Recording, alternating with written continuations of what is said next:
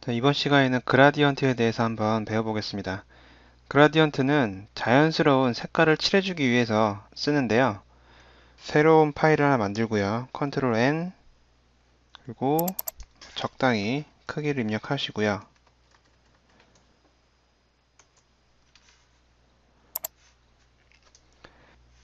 단축키 G입니다. 단축키 G죠. 그라디언트를 선택하면 위쪽에 여러 가지 게 나타나죠. 첫 번째는 그라디언트 색깔을 지정해 주는 곳이고요. 그리고 여기에는 모양, 그리고 브러쉬와 같은 모드가 있고요. 당연히 똑같이 오파시티도 있고요. 그리고 얘는 방향을 반대로, 이 방향들을 반대로 바꿔주는 거고요.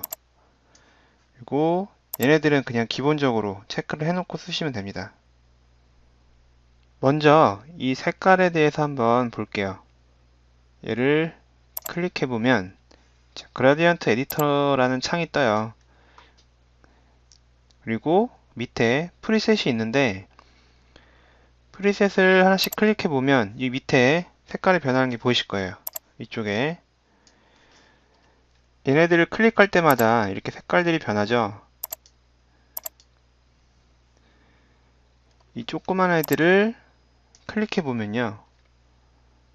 이 밑에 오파시티, 투명도가 있고 현재 얘의 위치가 나타납니다. 자, 얘는 오파시티 100에 로케이션 100이죠. 움직여보면 로케이션이 바뀌는 게 보이실 거예요. 자, 얘도 바뀌죠. 오파시티를 조정해보면 이쪽이 투명도가 먹죠. 자, 밑에 있는 애들은 색에 관여합니다. 선택해보면 컬러가 있고 마찬가지로 로케이션이 있죠. 이렇게 그리고 색을 이렇게 바꿔줄 수도 있고요.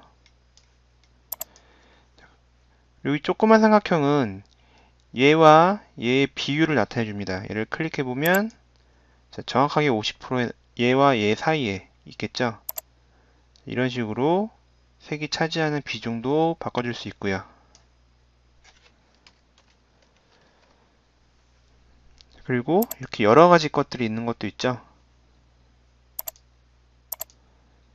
필요에 의해서 여러 가지 모양을 갖다가 쓸 수 있습니다. 물론 만들어서 쓸 수도 있어요.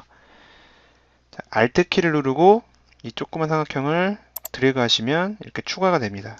마찬가지로 위쪽도 Alt 키 누르고 드래그 하시면 이렇게 추가가 되고요. 삭제할 때는 선택해서 마우스를 바깥쪽으로 그냥 밀어버리면 됩니다. 이렇게 쭉 한 번에 밖으로 내보내시면 됩니다. 자, 기본적으로 있는 그라디언트 패턴 외에 프리셋 외에 여러 가지 게 브러쉬처럼 있죠? 이렇게 추가해서 쓸 수도 있어요.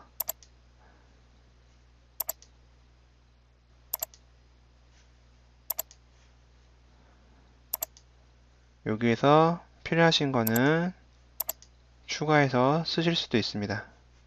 일단은 기본으로 해놓고 OK를 해주고요. 그 다음에 여기 보면 모양이 있는데 자 레이어를 추가해서 1번에다가는 첫 번째 거 여기서 클릭해서 이쪽으로 어떤 모양인지 아시겠죠? 2번 레이어를 선택해서 두 번째 거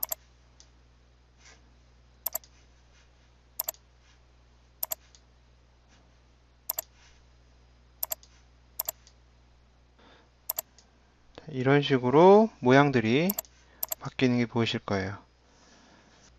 자, 필요한 거를 그때그때 선택해서 쓰시면 됩니다. 여기에서 이렇게 했을 때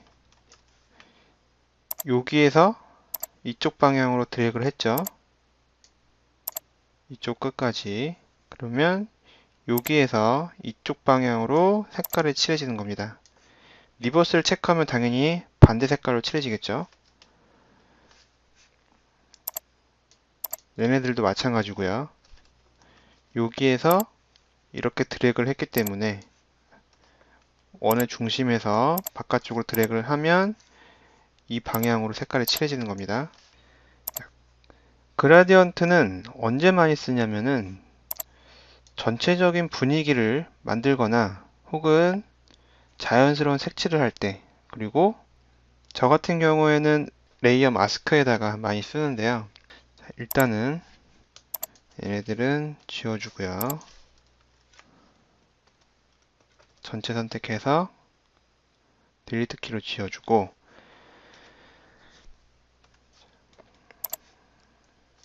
뭐 이런 식으로도 쓰실 수 있겠죠? PPT 배경화면에 그라디언트 해서 이런 식으로 쓰실 수도 있을 거예요.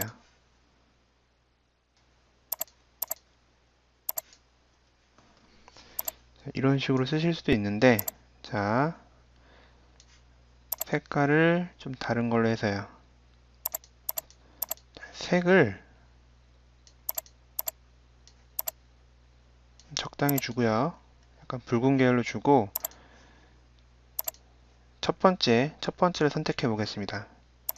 그리고 새로운 레이어를 하나 추가해서 이 레이어를 모드의 오버레이로 바꿔줍니다.